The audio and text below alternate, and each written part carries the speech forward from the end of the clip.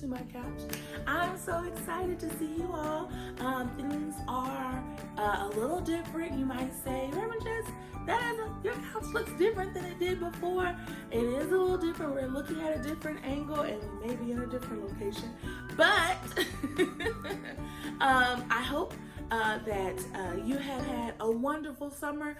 Friends, I haven't seen you in so long. We haven't had one of these lessons, children lessons, in a while, and I want you to know that I've missed you. I've missed you. But I'm excited to be back here with you today. I'm excited that you're here and that you are going to join me for this lesson today. This month, we're going to be talking about some of the miracles that Jesus has done and what they mean and why they are so very special. So friends, I want you to get comfortable, get ready for our lesson for today. It's going to come out of the book of John. Now, do we know where the book of John is found? Is it found in the Old Testament or is it found in the New Testament? Yes, the book of John is found in the New Testament. And it's what we call a gospel. Gospels, as you can really remember, if you've been to children's church, you probably already know. Gospels are stories about Jesus. They're the stories that tell us what Jesus taught, the miracles that Jesus performed, how Jesus saved us. Those are the stories that are found in the Gospels. They're all about Jesus. There are 4 of them, and we're looking at the 4th one, the book of John. I'm super excited about it. Now, our story for today is going to come out of the 6th chapter of John. It's going to be the 1st through the 15th verse. The 1st through the 15th verse. Now, I'm not going to read all of the verses to you because I think we're pretty familiar with this story. You just might not know where it's from. And I want you, my dear friends, to take some time and when you have a moment to go back and read John 6, 1 through 15. But I'm going to tell you the story, okay? Are you ready? Here's what happens in the 6th chapter of John, starting at verse 1. Jesus and his friends, the disciples, they travel across the Sea of Galilee over to the side that's called the Sea of Tiberias. They get out on this mountainside. They're hanging out there and people start showing up. All of these people start coming up because they heard that Jesus was in town.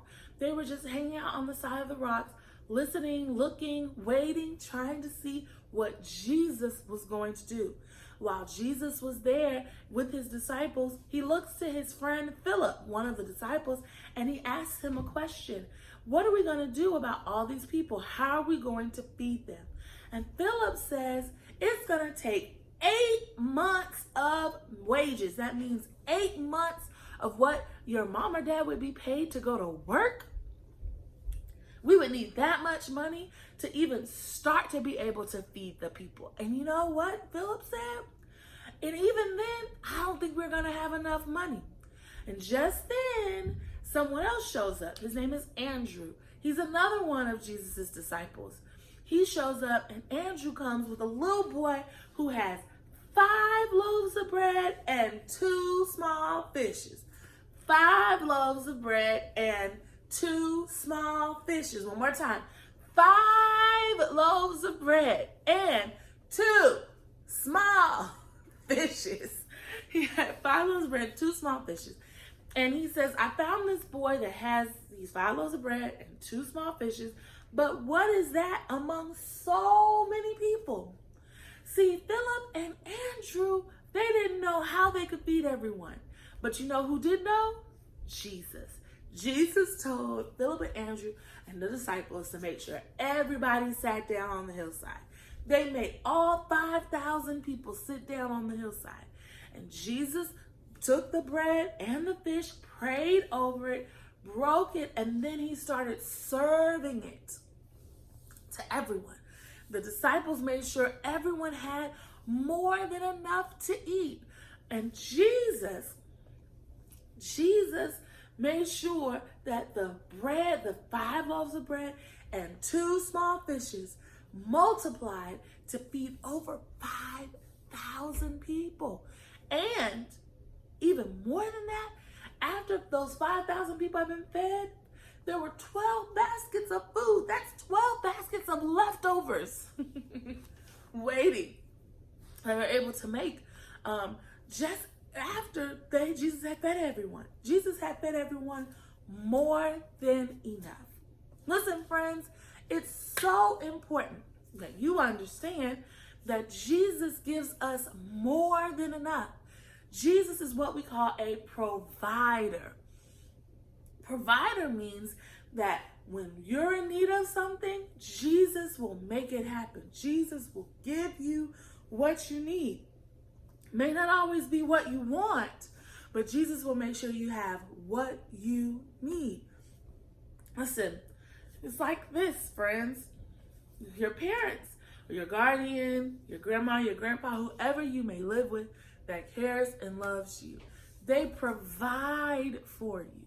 They make sure that you have a place to sleep and a roof over your head, food to eat. Jesus is also that same type of provider. Jesus is the one who provides for your mom and dad, gave them their jobs so that they could do all those things to take care of you.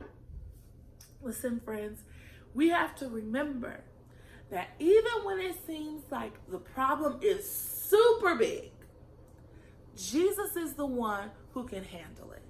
Jesus has it under control. Let's review what happened in the story. A lot of people showed up. How many people showed up? I think I hear someone in the very, very, very back say 5,000. 5,000 people showed up to hear Jesus talk or to see him perform miracles. But not only that, do you remember how many loaves of bread and how many fish did the young boy have that Andrew brought to Jesus? How many? 5 loaves of bread and 2 what? Fishes. That's how much he had. And it didn't seem like enough, right? 5,000 people and all you have are 5 loaves of bread and 2 fish. But you know what happened? When the boy gave Jesus what he had, what did Jesus do? Jesus made sure it was enough. Friends, we have to trust that Jesus will make sure things are enough. He is what we call a what? Provider. Say it with me. Provider. Jesus is a provider. And because Jesus is a provider and a good one, we can trust that when we give Jesus what we have, he's going to multiply it and make it much. That means he's going to make more and more and more out of it. Look, friends, I want you to just remember these important things. I want you to remember from this story that it teaches us that Jesus is a provider. Jesus is a provider. And if you trust in Jesus, he's going to take care of everything. You just have to trust him, okay? All right, friends, I have some announcements, but give me 1 second. I'll be right back. All right, friends, I'm back with our announcement. Are you ready? Woo, woo, woo, announcements. So, this month, we are starting our very first A-Team Live activities. It's going to be so much fun. A-Team Live is going to happen on the 3rd, and I said again, the 3rd Wednesday of this month, we'll have it for our very first A-Team Live. There'll be prizes and games, a lesson, and I think you're going to really, really enjoy it. And also, this month, we're going to start preparing for our Christmas program. I'm so excited about it. We're having our first digital choir. So friends, I need you to remind your parents and to look for their emails so they can see all the information about our choir, our digital choir, our Christmas program, and A-Team Live. That newsletter will come out on Monday. Also, we are preparing for a special surprise for the person who registers first, who is registered first for our A-Team Live. If you register first, you'll get a very, very special prize. And then whoever invites the most guests. So that it means someone who is not a part of the A-Team ministry. So you can't just say, oh, I invited my friend who comes to Sunday school with me, who is also a member of the church. No.